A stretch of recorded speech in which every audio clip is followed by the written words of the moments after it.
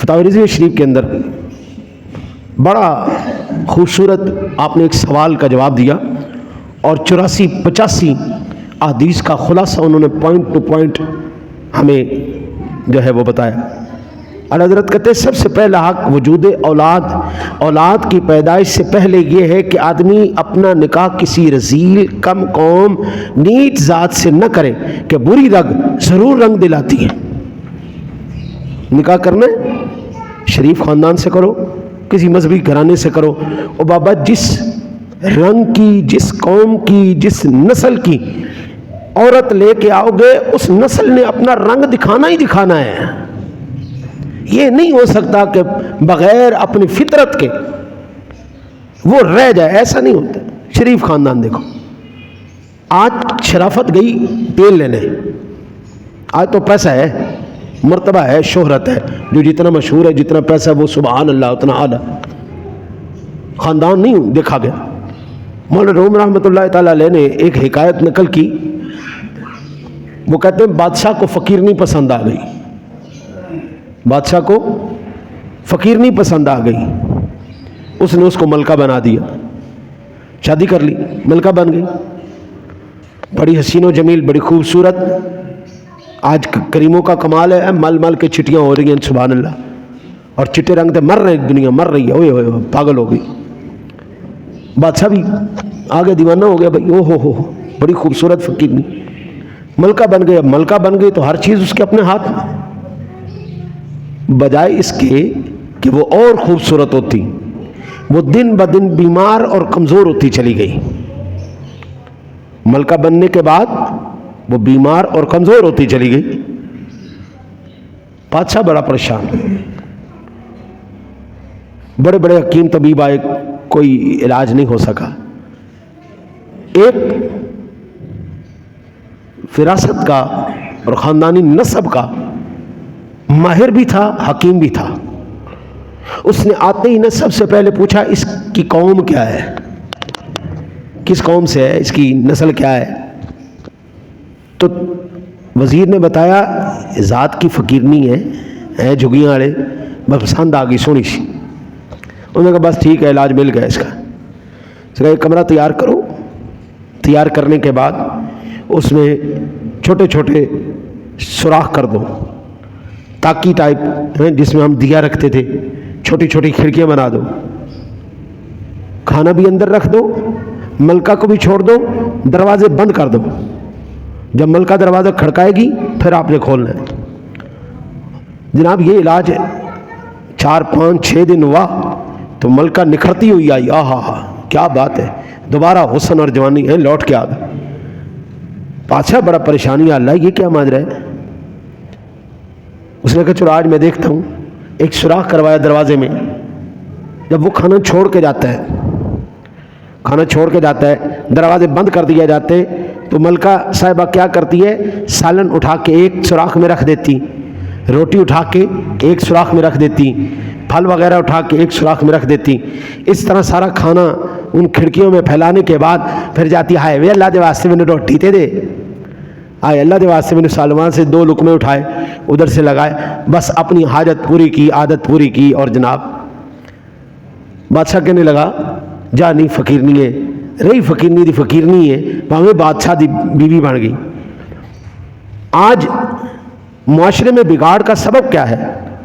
مولانا روم رحمۃ اللہ تعالیٰ علیہ اس کے اوپر پوری جو ہے نا وہ بحث کرتے، وہ کہتے ہیں جس دن سے بے نسلیں آ کر نسلوں کی جگہ لے گئے، نسلیوں کی جگہ لے گئے۔ حضرت امامت، خطابت، سرداری اور یہ اقتدار یہ تھا نسلی لوگوں کے لیے، یہ تھا نسلی۔ وہاں پر جس دن سے بے نسلیں آ کے بیٹھے، بیڑا غرق کر کے رکھ دیا۔ یار آپ حاکم وقت ہیں، اب خیرات لے رہے ہیں، اب صدقات لے رہے ہیں، اب فطرانے لے رہے ہیں، حاکم وقت ہو کر جھولی پھیلا کے کھڑا ہے، حاکم وقت ہو کر ملک کا بادشاہ ہونے کے بعد، تمام اس کے پاس اختیارات ہونے کے بعد اس کی ایڈ چل رہی ہے کہ جی مجھے جناب صدقے خیرات دو، مجھے فطرانے دو، مجھے صدقے دو۔ تو حاکم وقت ہے، تیرا حق تو یہ تھا کہ تو یہ ادارے چلاتا، آؤ مجھ سے خیرات لے کے جاؤ۔ آپ مجھ سے صدقے خیرات اور فطرانے لے کے جاؤ، یہ تو خود مانگنے بیٹھ گئے۔ ہم نے بھی یہ دور حکومت دیکھے، ہم نے ہمیشہ یہی دیکھا تھا، جو بھی حق میں وقت ہوتا تھا اس کے خزانے سے پوری رعایا اور خلقت جو ہے وہ فیض یاب ہوتی تھی۔ آج تو رعایا کی کھال اتار کر کبھی ٹیکس کے نام پر اتار لی، کبھی فلانی چیز کے نام پہ اتار لی۔ ہم نے خود بھکاریوں کو اپنی اقتدار کی سیٹوں پہ لے آئے، ہم خود اپنی امامت کے مناصب پر بے نسلوں کو لا کے کھڑا کر دیا ہے۔ اب وہ اپنی فطرت سے مجبور ہو کر وہ اپنے کام نہ کرے تو کیا کرے؟